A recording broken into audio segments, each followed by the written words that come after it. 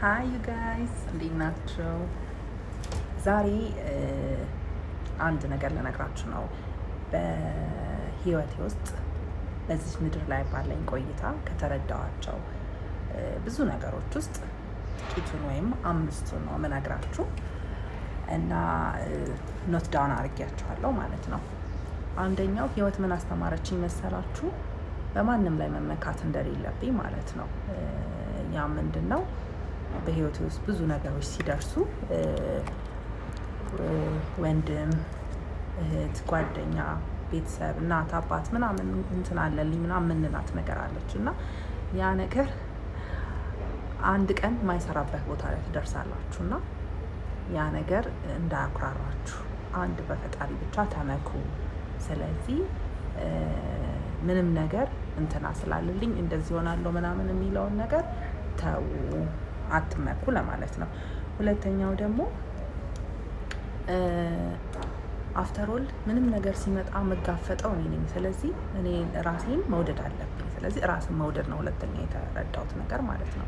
ምንም ቢሆን ምንም ጥፋት ብንሰራ ምንም መጥፎ ነገር አሳልፈን እዚህ ላይ ብንደርስ ዛሬ ላይ ደግሞ መቀየር እንችላለን። ሁሌም አይረፍድም እና ለራሳችን ግን ራሳችንን እንደ ጥፋተኛ እንደ እንትን እየቆጠርን ራሳችንን ዳውን ማድረግ የለብንም።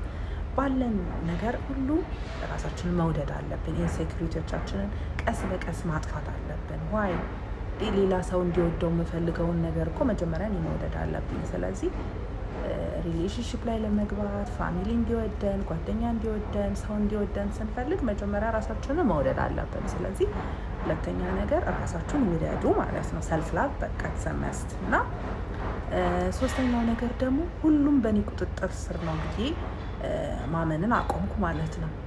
ነገሮች ሁሉም በእኔ ቁጥጥር ስር እንደሆኑ ይሰማናል ብዙዎቻችን። አሁን ለምሳሌ ይህንን ስራ እንደዚህ ሰርቼ ብር አግኝቼ ይህን አድርጌ ልጅ ወልጄ አግብቼ በዚህ ወጥቼ ምናምን ብዙ አላማ አለን እና ሁሉን ነገር ስንሰራ በቃ በእኛ ቁጥጥር ስር ልክ እንዳለ ነው የሚሰማን እና በጣም እንትን እንላለን፣ በጣም እንጋጋጣለን ምናምን ነገር በጣም ግን በቃ ነገሮችን እየሰራን እግዚአብሔር ደግሞ ተጨምሮበት የሆነ ቦታ እንደርሳለን አት ኤንድ ኦፍ ዘ ዴይ። ስለዚህ የኛ በጣም ይሆን ለሆነ ነገር እንትን ማለት እንዴት ነው የሚባለው ቃሉ ማለት በጣም ስፍስፍ ማለት ነገሮችን እንዲያውም ያዘገያቸዋል ማለት እዚህ ጋር በጣም ስንቸኩል ሌላ ነገር ነው የምናበላሸው። ስለዚህ ነገሮችን በቃ እኛ እንሰራለን፣ በቃ የሚያስፈልገንን ኢፈርት እናደርጋለን። ግን ሁሉም ነገር ደግሞ በእኛ ቁጥጥር ስር አይደለም። ዴር አር ቲንግስ ከኛ ኮንትሮል ውጭ ያሉ ማለት። ስለዚህ ያንን ነገር አክሴፕት ማድረግ አለብን ማለት ነው።